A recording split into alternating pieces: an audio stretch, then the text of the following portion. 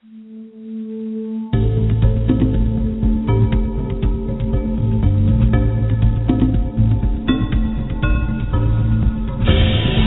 just joined the Prepper Broadcasting Network, where we promote self-reliance and independence. The views and opinions expressed are strictly those of the host or their guests.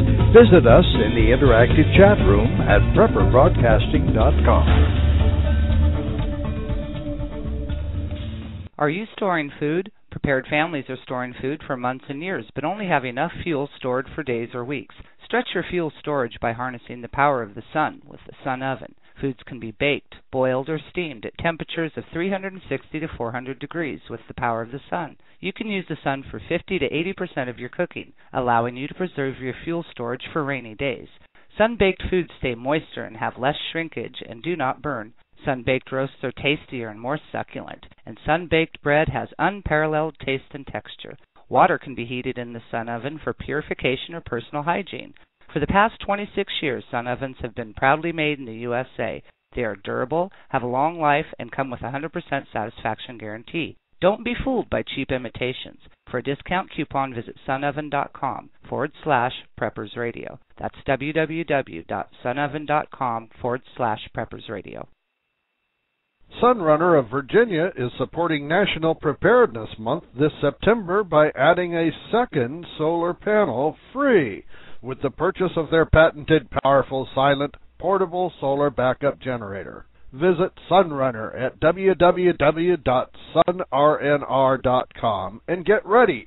Once again, that's www.sunrnr.com.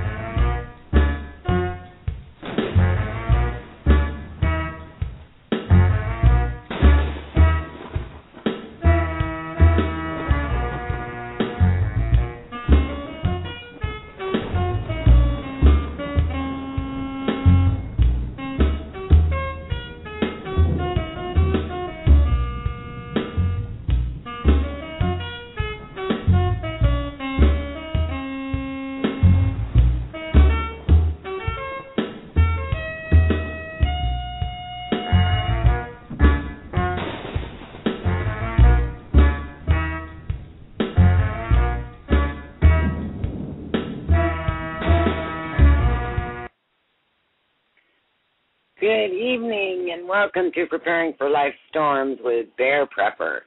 Today is Tuesday, September 18th, 2012, and it's my pleasure to welcome you in tonight.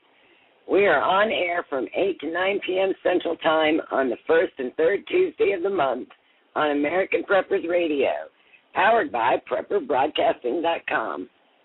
We broadcast 12 different hosts 7 days a week.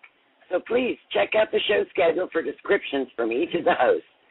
Don't forget, over on the right of the chat room, you can subscribe and become a member. Are you storing food? Prepared families are storing food for months and years, but only have enough fuel stored for days or weeks. Stretch your fuel storage by harnessing the power of the sun with the Sun Oven. Foods can be baked, boiled, or steamed at temperatures of 360 to 400 degrees with the power of the sun. You can use the sun for 50 to 80% of your cooking, allowing you to preserve your fuel storage for rainy days. Sun-baked foods stay moister and have less shrinkage and do not burn. Sun-baked roasts are tastier and more succulent, and sun-baked bread has unparalleled taste and texture. Water can be heated in the Sun Oven for purification or personal hygiene. For the past 26 years, Sun Ovens have been proudly made in the USA. They are durable, have a long life, and come with a 100% satisfaction guarantee. Don't be fooled by cheap imitations. For a discount coupon, visit sunoven.com/PreppersRadio. That's www.sunoven.com/PreppersRadio. Yeah, hey, Bear, okay. I'm sorry, and I'm sorry for everybody out there. Blog Talk is doing this to me, and I'm trying to correct it. You carry on with the show, and I'll delete as they happen. Thanks. Thank you, G-Man. Okay, folks, so let me start that little bit over again. We broadcast 12 different hosts 7 days a week, so please check out the show schedule for descriptions from each of the hosts. And don't forget, over on the right of the chat room, you can subscribe and become a member for updates on special shows or events. Tomorrow night, Wednesday at 6 p.m. Central, The Lost Art of Prepping with Michael Bostic. Trigger points and windows of opportunity, knowing when to react and when to make a decisive move. And then at 8 p.m. Central Time, it's Prepping with Goat Hollow. Ron Foster, the author of Prepper's Road March books, will be his guest to discuss his latest book titled Arc Storm. It's the other California big one, and it's a doozy. So as you all know, I told you last time, September is National Preparedness Month. So tonight, in honor of that, we're going to be talking about preparing the homestead, turning your retreat into a homestead, and the pitfalls that come your way. But tonight we're going to mix it up a little bit. As you can all tell, my voice is a little wacky, and I tend to go on these coughing spells. So rather than subject you to that, what I'm going to do is I'm going to bring my girls into the chat room tonight and on air with me, and we're going to kind of rotate out. We're going to have Paula, Allen2045 first, then GeniusInExile, and then we're going to close on us with PetPrepper. And if I back out and they need to fill in, they're going to fill in, but we're going to bring Paula in now. Paula, are you there? Hello, Paula. Unmute your phone. Are you storing food? Prepared families are storing food for months and years, but only have enough fuel stored for days or weeks. Stretch your fuel storage by harnessing the power of the sun with the sun oven. Foods can be baked, boiled, or steamed at temperatures of 360 to 400 degrees with the power of the sun. You can use the sun for 50 to 80% of your cooking, allowing you to preserve your fuel storage for rainy days. Sun-baked foods stay moister and have less shrinkage and do not burn. Sun-baked roasts are tastier and more succulent, and sun-baked bread has unparalleled taste and texture. Water can be heated in the sun oven for purification or personal hygiene. For the past 26 years, sun ovens have been proudly made in the USA. They are durable, have a long life, and come with 100% satisfaction guarantee. Don't be fooled by cheap imitations. For a discount coupon, visit sunoven.com/PreppersRadio. That's www.sunoven.com/PreppersRadio. All right, we're back. I'm sorry, Bear. Are you still with us there? I'm still here. I'm not going anywhere. Well, yeah, and of course, Blog Talk did that to us on our earlier show today. They're playing ads whenever they feel like it. Paula did drop off, but Paula is back on right now.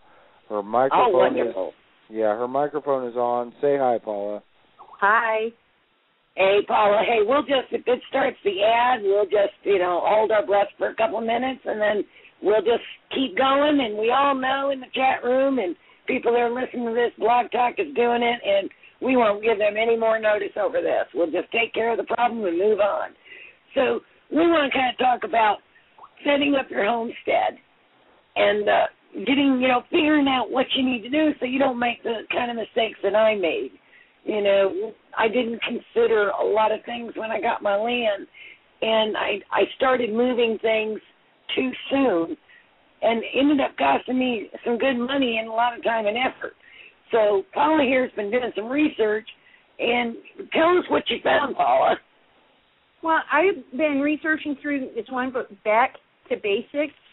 It's a really good book on homesteading, from almost A to Z. And one of the things it was covering is location.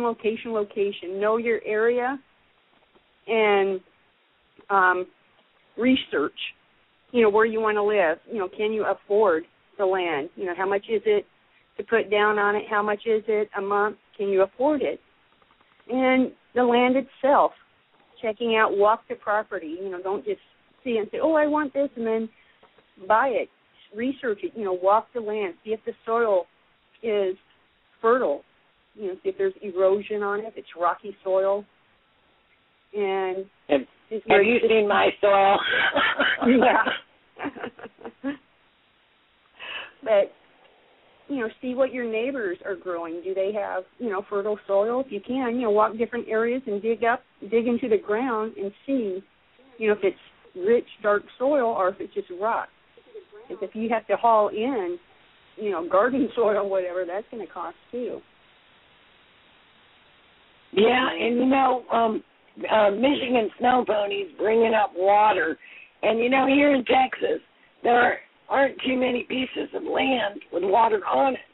And so when you're considering getting some property, and the cost of a well up here, on my property alone, I think we have to go somewhere around 230 feet through rock. We're talking $25,000 probably to get that well drill. So if you can buy a place that might have something on it already, why don't you talk about that? Well, even if you buy property and it has water, even underground water, make sure, research and see if you have rights to that water. Because, have a lawyer check your water rights. Even if you have water running through it in creeks or ponds or whatever, make sure you have rights to use that water. Because sometimes, it might be owned by somebody else. Make sure it's potable, drinkable. And you can't, if you, like ponds and stuff, or creeks, you say, well, it's got a running creek through it. You say, well, like in Texas or anywhere where it gets really hot, it's going to dry up. So you got to have backups to your backups for water. And I know you find that a lot here in Texas, where you may have water running through it, but you have absolutely no rights to do anything with it. And so then you got to think about, okay, if the worst case were to happen, and this was my homestead and I had to live here, what would I do? How would I get water? So, like you said, walk the property. Another good thing is to listen while you're walking that property. Can you hear your neighbors? Can you hear the road? How secure and safe are you if you're looking to make it a retreat first rather than straight to a homestead? And plant life, different plants, grow better in fresh water. And there's plants that grow better, like in salty water, and you want to stay away from that because, salt's not good for you. And know your plant life, what's growing, grows best in fresh water. Oh, that's a great point. Great point. It shows how deep the roots go. If they grow plants that do good in fresh water, if the roots go down deep, then there's water down there.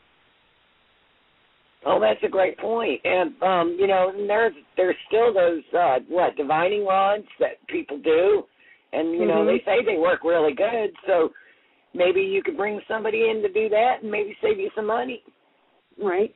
And through this research I was doing, the average family, even just a family of 4, just basic nature water is like 100 gallons a day, just, basic necessities like, bathing and cooking and cleaning and, sanitation proper, you need 100 gallons, a day. And like a garden, even a regular 500 square foot garden, needs like 35 gallons of water a day to keep it, thriving. So you got to, think of things like that. Yeah, exactly. I mean, there's so many things to consider. And, one of the biggest pitfalls I found on mine was, in trying to set it up as a retreat first and then deciding that it would become my homestead, my garden. I kind of put the cart before the horse.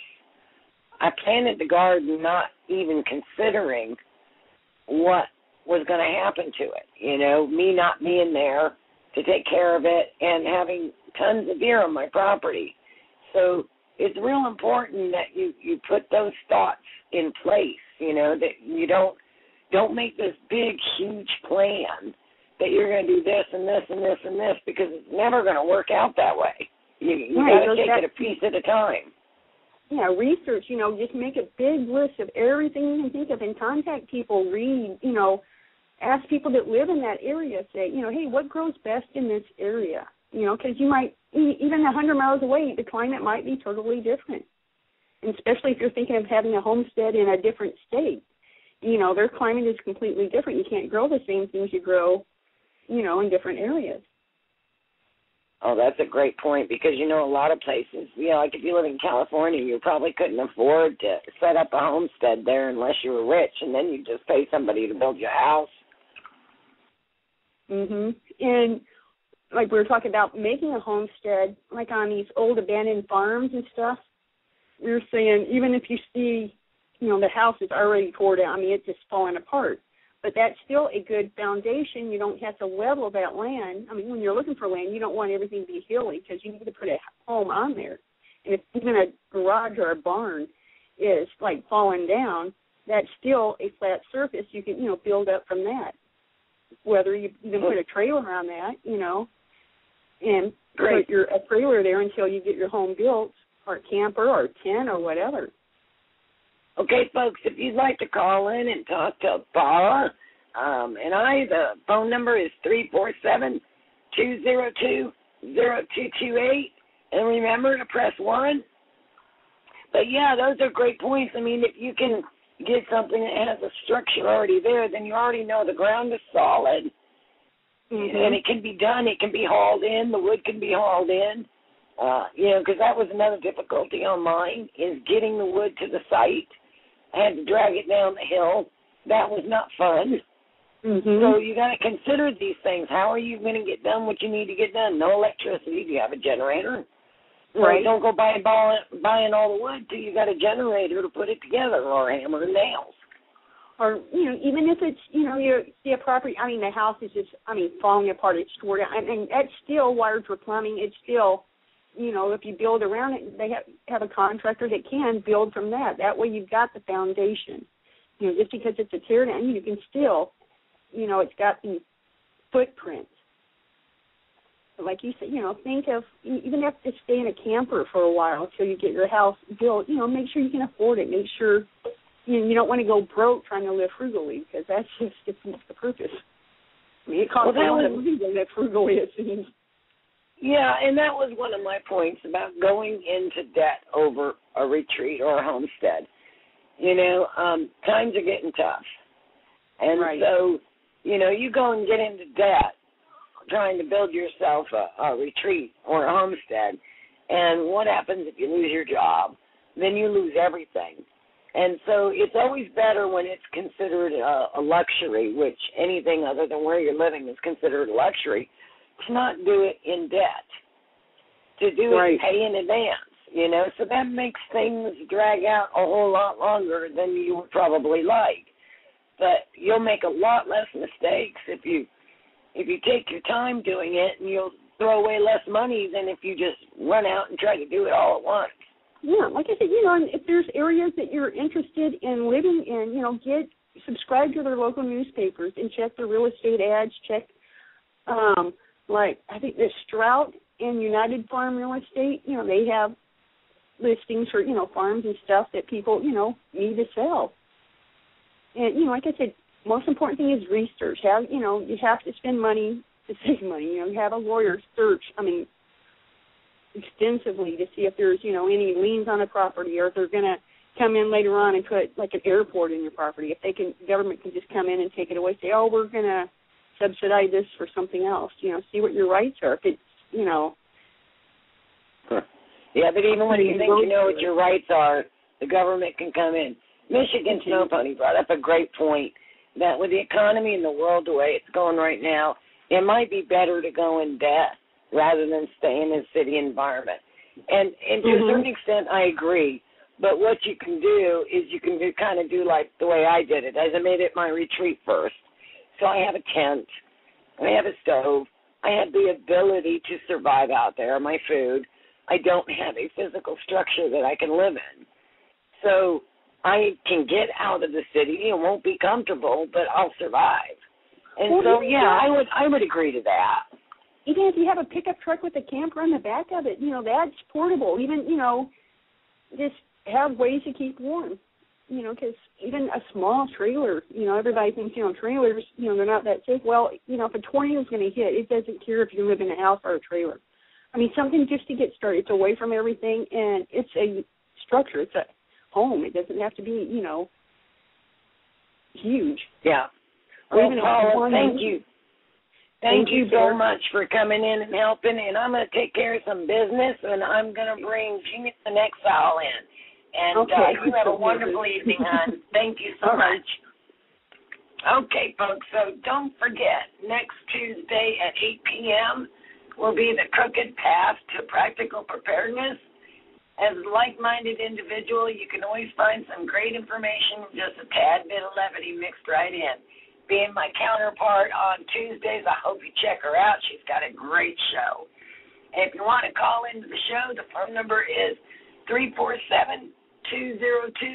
And Paula's going to be hanging in the background just in case I completely drop out of the picture. She'll come on back in. But right now, let's welcome Genius in Exile. Hey, G, you there? I sure am. Good evening, and I hope you're feeling better. I will when I can stop talking, okay? All right. Well, in that case, I'll start jabbering. Now, Paula brought up a lot of really great details about when you pick out your site, all the things you have to consider as far as the legal aspects, the financial aspects, but there's also personal aspects that you need to keep in mind when selecting a homestead site. Know your climate. You know, for you and I, we're Southern girls. We can't, run up to Michigan where Miss Still Pony is and be able to acclimate and start flourishing there. We need to know the climate and the length of the summers, the winters, in order to, change our gardening plans around our animal plans if we, plan on having any livestock, and as far as what kind of structures we're going to have as far as living or the barn, just the whole climate altogether can be so vastly different. All of our original plans may be, laid to dust completely. So that's one thing that you need to consider. Another thing is your driveway. Such a simple thing. But if you are afraid to be, too far away from the road, then, you may want to consider the fact that if you're living off of a dirt road and a car goes by, you might be out in the front yard enjoying a barbecue and get completely dusted. So have your driveway far enough away. Keep in mind, both situations. Are you close enough? Are you far away enough? If you have to run out there, maybe flag somebody down. What grows around you? You need to consider, some things that look like something here might look like something there. So be aware of your wild edibles around and what grows around you. And will you be in a tornado or a hurricane-prone area? Down here, good point. We're in a hurricane-prone area. And to prepare for something like that would be completely different than preparing for a tornado. Yes, they're both horrible disasters, and I pray nobody has to deal with them ever again, but they're inevitable. And, your plans for that are completely different. Know your zones, your growing zones. Things that would grow here may not grow up north. Or flooding. Check if you're in a 100 or 500-year, floodplain, and your elevation as well. Some plants may not do as well. Some animals may not do as well, and you may not do as well. So keep in mind, if your elevation changes, if you go higher up, the air's thinner, or you come down, the air's thicker, that can also change things around, especially if you're canning. You'll have to change the pressure for that as well. And being overambitious. We all would love to have a huge stretch of land that we can call our own as far as the eye can see, but with great possession comes great responsibility. You'll have to manage the fence that goes around it if you choose to build one. The animals, how far will you allow them to wander? What will you put where? How will you, place your garden? And if you plant too big a garden, who will work this for you? Because you will not be healthy 365 days a year. And also keep in mind, if you do have a larger plot of land, you won't be able to work it alone. Think about the community if you choose to build one that you will build. If you know a couple that bickers about which way the toilet paper's on the roll, you may want to keep in mind that they might not be the ones to want to scoop out the manure out of the barn and, or manage the or manage the feed or, go and slaughter the chickens. So you need to keep in mind those you'll have around you. What are you willing to do? What will they be willing to do? We also touched on going into debt. If you do choose to go into a large plot of land with somebody, know them well. Know them really well, because that's who you're going to be stuck with in thin times, because they're so. Stopping on that point there, how do you know? When do you know someone well enough? You can just never know. I think you have to trust your heart and your gut. Because there are some people I've known for years, and I really don't feel like I've known them very long, or I know them very well. And there are some people that I haven't known very long, but I feel them deep in my heart as forever friends. So yeah, I think you're right. That instinct is a great resource, And on the part about the land, what do you think is the minimal amount of land that a person could survive on? I think a minimal amount of land is possibly an acre is enough for you to have maybe 1 or 2 goats, some chickens and a decent-sized garden and perhaps a small house. But that's if you have I think you could probably, you might be able to do it on a half an acre, but I think you're going to have to be extremely creative, kind of like the Mrs. Volpe. Very creative. That woman. Especially, when you're looking for a year's supply of stuff, Yeah, and you've got to consider, it's not just the day-to-day things. You have your backstock to think about, and that eats up room. Oh, I have personal experience with that, just literally taking over certain spaces in my house. So you have to be very self-sufficient as well. Oh, Michigan Snow Pony says 2 acres, and Wheat Tree says 5 acres. Man, I couldn't afford. A lot of people couldn't afford 2 to 5 acres. Around here, I guess we're looking at about $30,000 an acre in Texas. So that's about right. So maybe in Michigan it's cheaper. Michigan, we're coming to your house. Hope you don't mind. We'll bring I'll bring my food. But I think you just kind of, you got to decide, sometimes like you said, it's better to just get out of the city and just do it, whether you've got a half an acre or more. I know where we're at. We've slowly increased our acreage, which is great that we have that opportunity to do that. So consider that, too, when you're looking at what kind of people are around you, and is that land that you could eventually pick up later when you could afford it easier. Oh, yeah, room for expansion is always welcome. As your skills, increase and as your need increases. And wood. I mean, if you got to cut wood, you definitely need more than an acre if you're going to be cutting your wood for winter. Or even just for building your house. You may clear your entire land for your house. Yep. Well, not an acre. An acre is a lot. Oh, my goodness. $2,500 an acre in Michigan. Oh, man, that's cheap. $1,000 an acre in the Midwest. Oh, wouldn't that be nice? Oh, We're both Texas girls, by the way.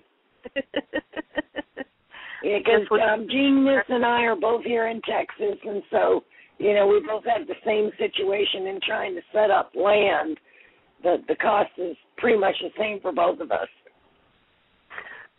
Oh, yeah, we might end up becoming bearsicles and G-sicles, having to move up north where it's cheaper. There you go. Oh, another 30,000 is that. Okay, go ahead. Sorry. Oh, sorry. Well, I wanted to move on to electricity. It may be a fact of life now, but it might be a luck of the draw later. You'll have to find alternative ways of powering, said motors, pumps. If you're in a flooding area, if you have, standing water, you'll need to manage that because of mosquitoes. And we've got West Nile down here, lovely. So we'll have to manage that. And my recommendation for doing the things that you need to do as far as daily life, look backward for your wisdom. Look at the Roman technology. The Roman screw was a way to move water uphill without any, motors at all. I guess it may have been human-powered and maybe eventually, powered by gravity, but that's another alternative there. Look backwards, because if you're going to go rustic, look rustic. See how they did it. And going back to knowing your climate, will you need a greenhouse? You'll have to allot the land for that. And then how to manage that, how far away you'll have it from the house. I've actually been reading a book called 10 Acres Enough. It's basically a man's story about how he decides to shun the city life and set up a homestead on 10 acres. And I love the preface of the book. It talks about a man who would have 100 acres would probably not even look at this book. And a man who would not be able to afford 10 acres would probably not even ask to borrow this from his neighbor.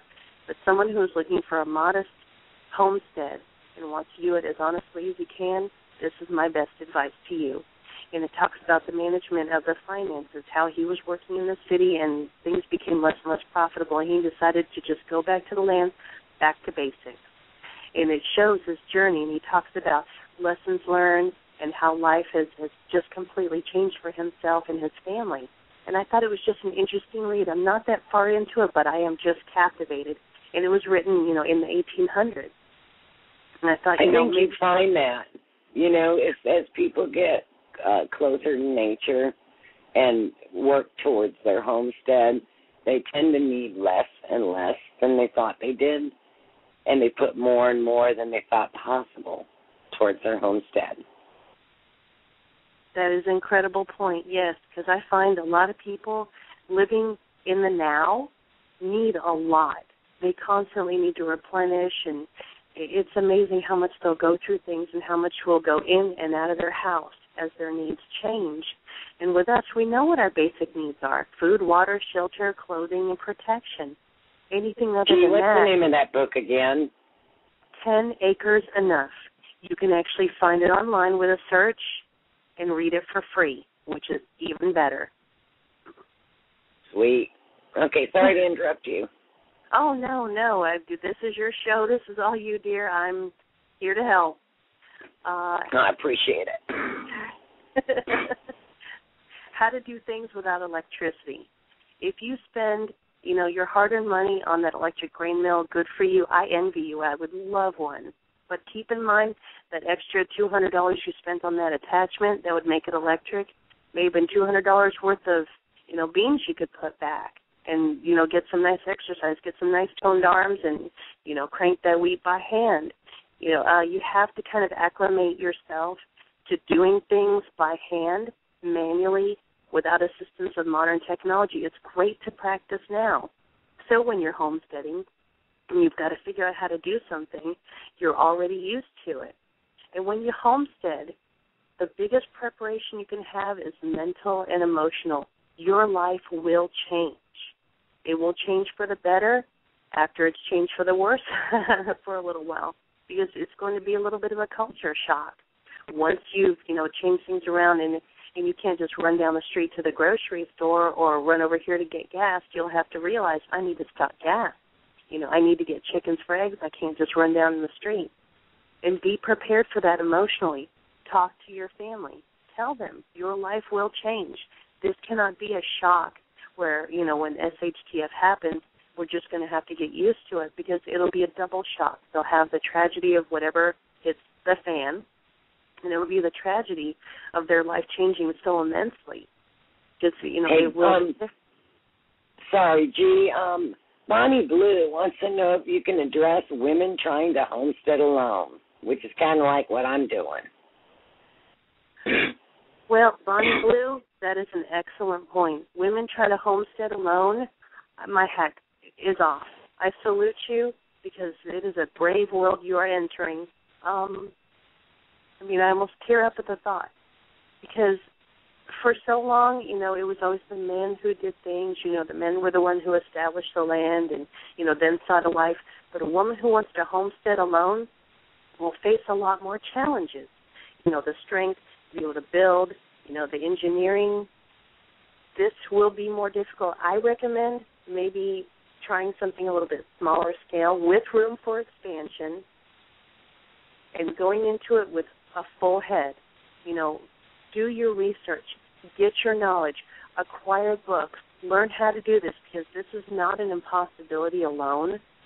This will just be a little bit more of a challenge, just like it would be for a man trying to do this alone, because there are certain things that women are kind of geared toward learning, certain things that men are geared toward learning.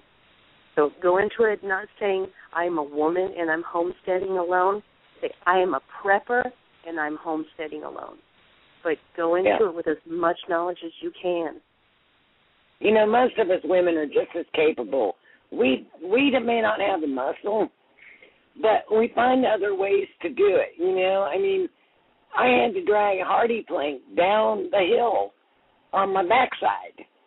You just do what you got to do to get it done. And you suffer later and you'll heal up. But women are known to do that. we have the babies and we don't complain, and, we're just used to hard work, and we just forget that, we're not quite as capable physically, but we can rig up a pulley system. We can rig up, all kinds of stuff. We can get another lady to hold on the other end, and we can find a way to roll it across the ground. You just got to kind of do it differently. We work smarter, as not just harder. We find a way around it. We overcome, and I find that even though we may not be the hare, we can at least be the tortoise. Because look who's still finished, and finished well. There you go. And, ladies, I wanted to let everybody in the chat room know that these three ladies that are helping me out tonight are all at their YouTube channels. We have Allen2045, GeniusInExile and PetPrepper here with me tonight, covering my hiney as I'm coughing and wheezing and squeaking here. So if you want to call into the show, I can't believe nobody has called in and wants to talk to these ladies. The phone number is 347-202-0228, and don't use the excuse that you can't understand what I'm saying. All right, G, go ahead. Number one. Oh, thank you, ma'am. We'd love to hear from you, because this is talking about homesteading, establishing, finding your place. And I know some of you have gone out there and gone through this adventure, and you've got great life experiences, and we want you to share them. Please call in. We want to talk to you. We want to hear, your triumphs, your trials. We want to hear the lessons learned, things that, you may not think anybody would be interested are probably going to be the most important things that some of these people will hear. So please call in. We'd hear from you. Yeah, you make a mistake, and why make everybody else suffer that same mistake, Let's all learn from each other and make it a little easier on the next one coming down the line. That's one of the things women do best, is help teach and inform. So, it's you've got to really think hard. You got to make your list, and you got to really think about it. And take your time when things go wrong. I've had a little setback with my orchard. And I've been trying for 3 years to get to the point where this orchard was going in, and finally we had hit there. And so I kind of put the horse before the cart once again. I've got like 4 trees and no orchard. So if I had not gotten the trees, then I might have had at least enough money to fence in the orchard, maybe not the property, but the orchard. So, kind of learn from my mistake. Just get your fencing done before you worry about what's going to go in the fencing. That's true. Or you can do it in the same order you did and, have the trees. And that way when you find it, you're all ready to go. You don't have to wait and say, okay, well, I've got all this land. What do I put in it? And then you've got to start, and you're sitting there watching the time tick, regretting not having this already. So really, in essence, who can really tell if you did it in the right order? Maybe this was the order that was meant for you. Thank you, hon. Well, that's going to wrap up our time with GeniusInExile, folks. Thank you so much for coming in and helping me out tonight. No problem. Thank you, and thank you, everybody. Okay, and you're going to stay in the background in case I pop out and Pet needs some support there. Hey, PetPrepper, are you there? I am here. Can you hear me? Yes, I can. Welcome to the show, and again, thank you so much for coming in and helping me out tonight. You're welcome, and I'm really glad you haven't lost your voice yet, because I pretty much have. I'm almost screaming at this point. Oh no. So what kind of areas do you want to talk about when it comes to preparing your retreat? Because I know that you have a retreat that you're working on, and it's kind of like mine. It's off-grid. Yeah. But you're in worse shape than I am. You don't even have water, right? We do not have water, and when we go up there, we have no running water. We have an outhouse. So we would have to, we have a pond, but it's really mucky. But we could, filter that water and use that. However, the closest well that we have would be 2 miles away. So going up there for like 4 days at a time I've had to have a little bit of practice doing dishes and cleaning and, sometimes laundry with very little water. And I've had some practice, but I'm in no way prepared for what it would be like if I had to live like that without any water. So, if you can find a place that has water nearby, and I know everybody was talking about making sure you have the rights to the water and whatnot, but you could go steal it in the middle of the night or whatever you needed to do. You would do what you needed to do for your family. So when I think about finding another location that you can retreat to or bug out to, you don't need a lot of acreage. But what I would suggest is to find a place that has acreage around it at least. If you don't have a lot of money to buy a lot of property, find something that's a little bit secluded, so that you can secure your area and be able to, to kind of hide out, if you might say.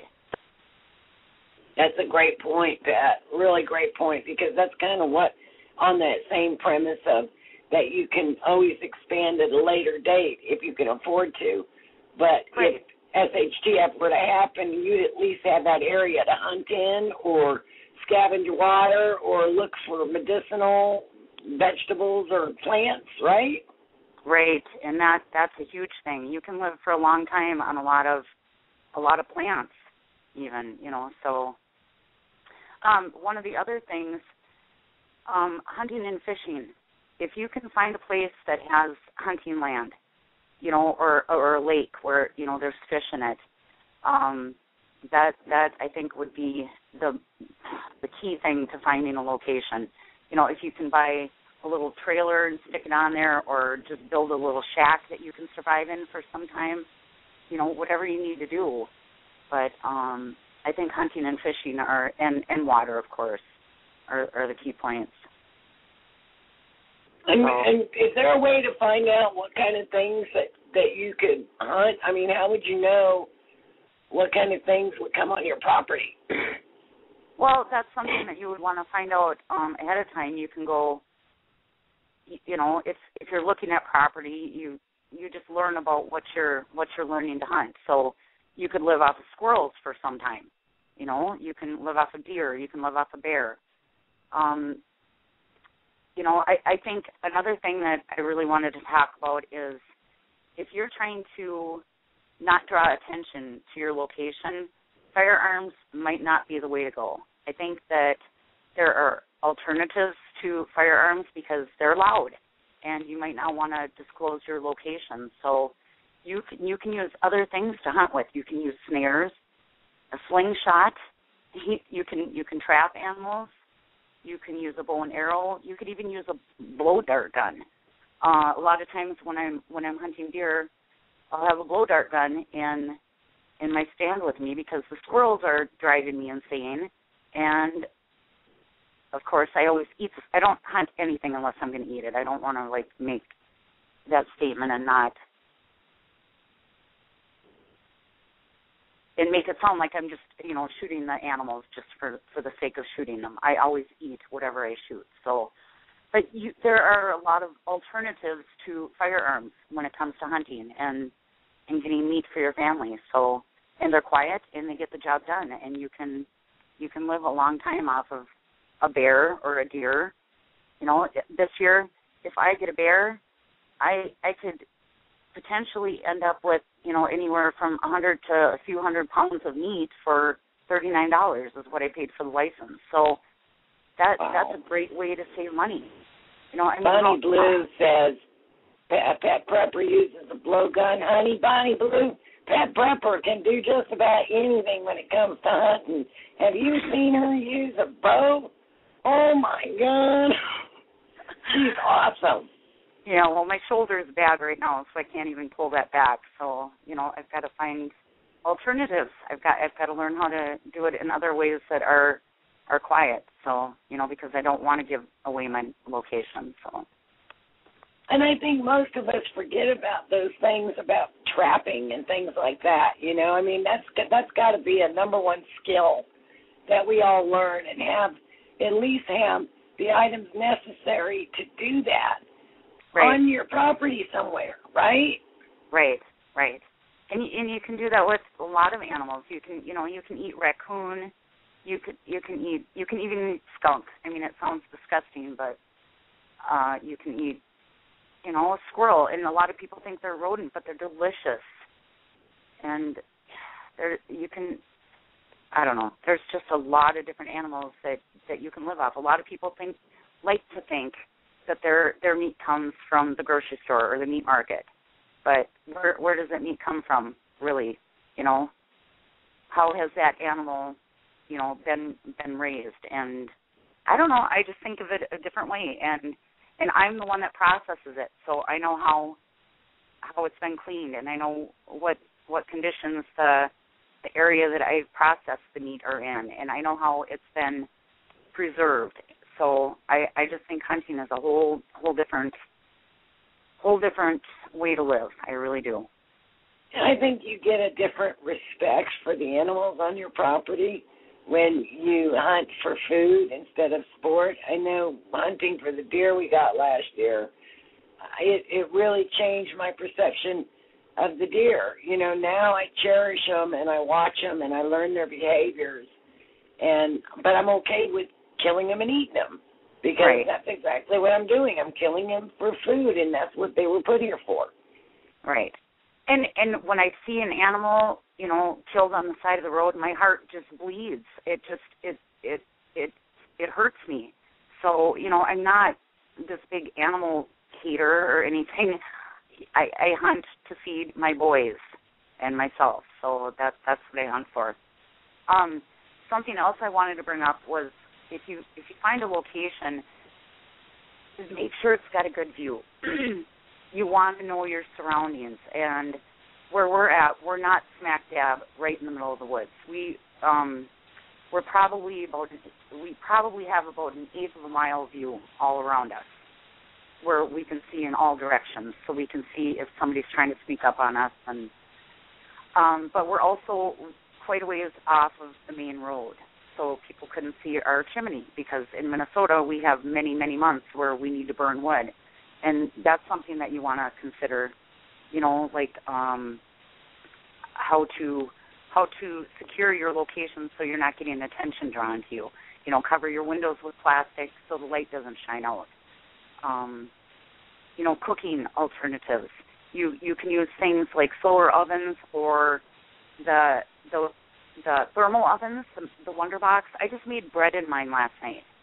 Bread, nice. Thermal cooker.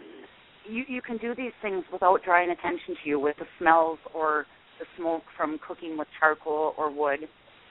Plus learning what trees burn and smell like what, right? Because every different tree puts out more smoke or less smoke, or smells or doesn't smell. Oh, exactly. So, those are some awesome points. Another thing is try to find a location that you can get to on foot, because if a lot of people think that there's going to be this big EMP, and the newer vehicles probably won't work because the computer system in them or whatever. I'm fortunate enough that I am storing two really old vehicles here that are both, well, I've got three of them, but two of them are in working condition. We could drive those to our bug out location or our retreat. But if we weren't able to, it's an hour away by vehicle, so we would have to be on foot. Is that the music? No. Oh, okay. But we would have to be on foot, and so, I have to make sure that I have the proper gear for the time of year, because our winters are harsh, and an alternative route, because we probably wouldn't be wanting to walk on the main roadways. We'd want to be kind of hidden, I don't know. I'm thinking of the worst case scenario in a big SHTF, Right. And you should always prepare. Yeah, you should always prepare for the worst, because then you're prepared for anything. I have some elderly people that are going to be traveling with me, and so I have to think of, by car it's 2 hours, so I have to think of how am I going to get them there and get enough food for them to make it that 2 hours, because they're not going to be walking at the same pace Right. So, do I set up caches or do I make a cart?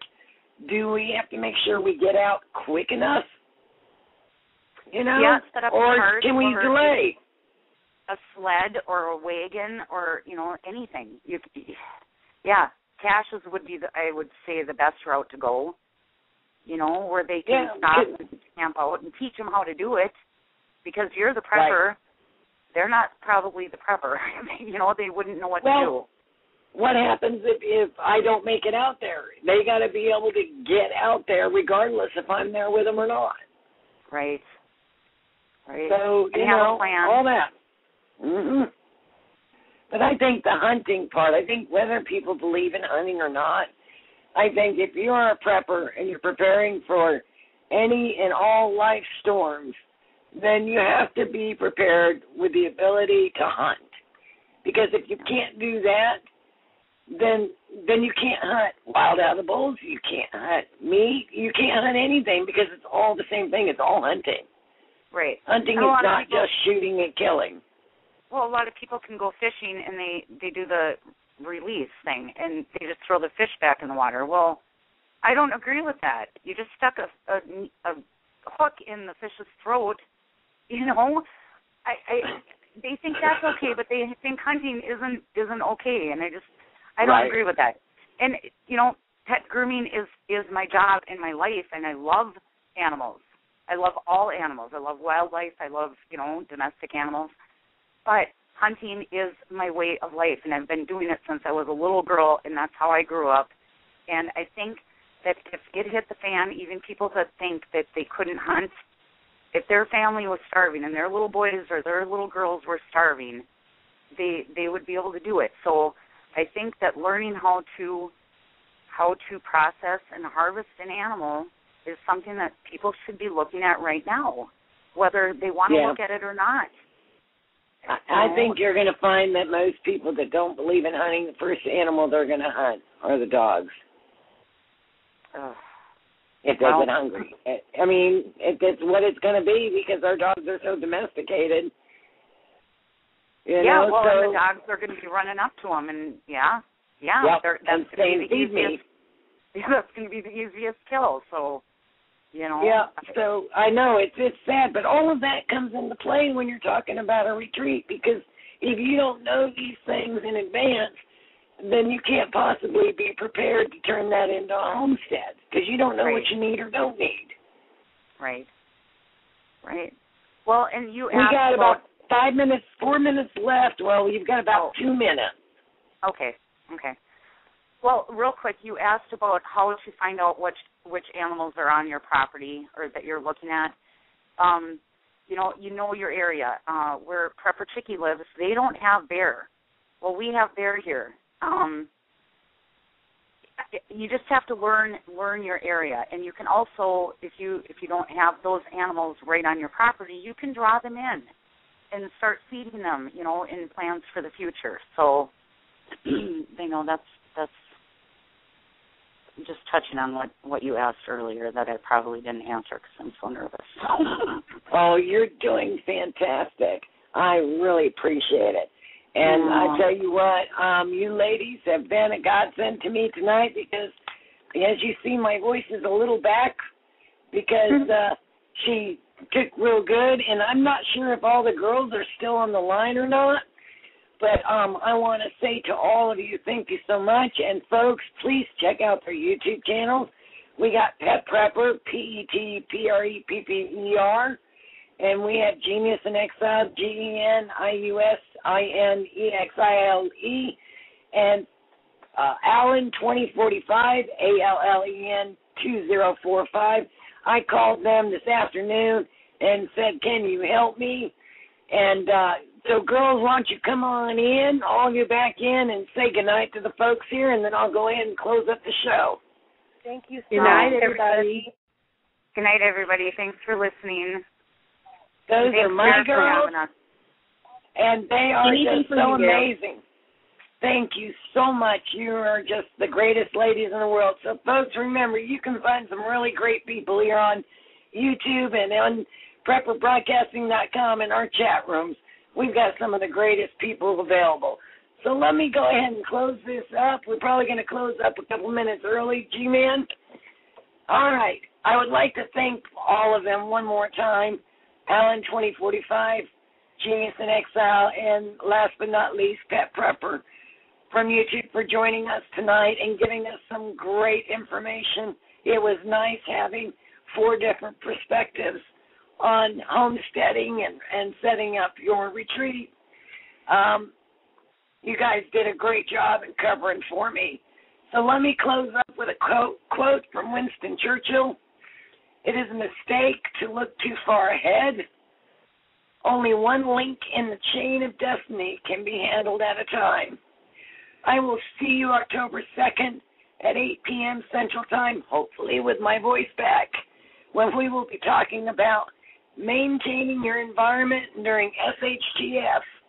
What are the 3 W's, and how do you maintain them? Waste, water, and washing.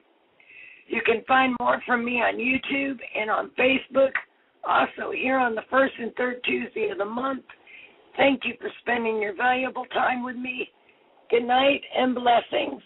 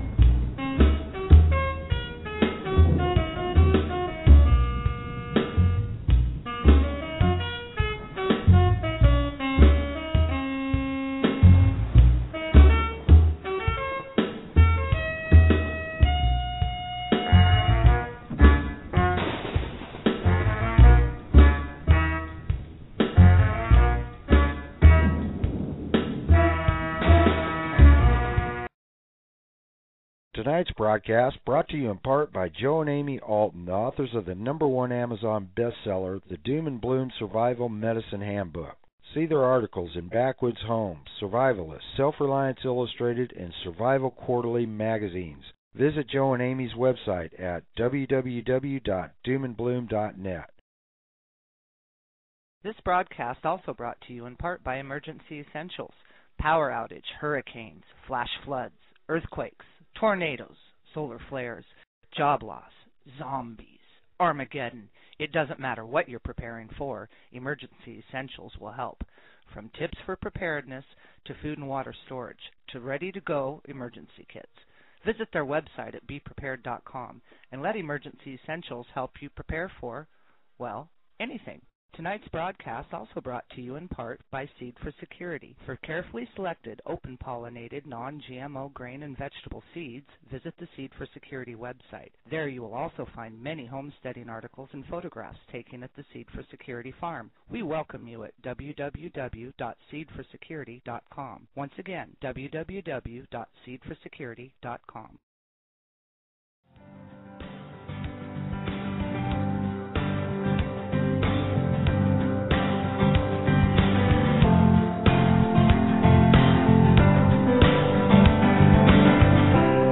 Today's broadcast has come to you through the courtesy of the Prepper Broadcasting Network. See our hosts, show schedules, archived programs, and more at prepperbroadcasting.com. Thanks for listening.